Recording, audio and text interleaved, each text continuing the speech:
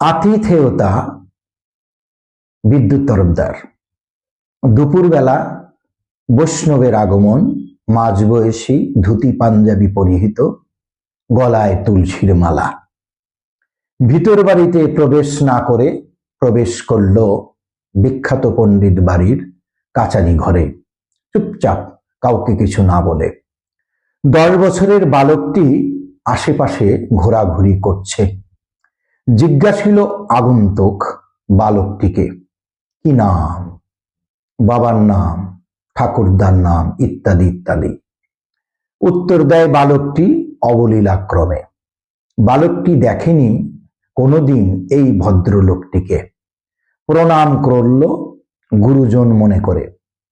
এইবার আগন্তুক আনতে বলে বালকটিকে হাত পা ধোয়ার জল, খাবার জল, গামছা, আয়না চিরুনি ইত্যাদি ইত্যাদি, একটি একটি করে। বালকটি আনে একে একে তাড়াতাড়ি ভিতর বাড়ি থেকে।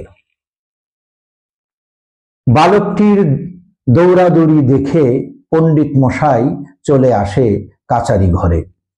চিনতে পারে আগন্তুককে, নাতজামের বড় ভাই রমেশ বাবুকে। পরম আত্মীয়, কোলাকুলি করে আনন্দে নিয়ে যায় ভিতর বাড়িতে। রমেশবাবু নিজে একজন শিক্ষক, সজ্জন, ভদ্রলোক, রসিক মানুষ। বলেন পণ্ডিত মশাইকে নাতিটিকে শিখিয়েছেন সমস্ত আদব কায়দা, কিভাবে মিশতে হয় অতিথির সাথে। এত অল্প বয়সে করল অতিথি সৎকার অনায়াসে। মনে রাখবেন পণ্ডিত মশাই, যদি থাকেন বেঁচে, এই বালকটি একদিন বংশের মুখ উজ্জ্বল করবে।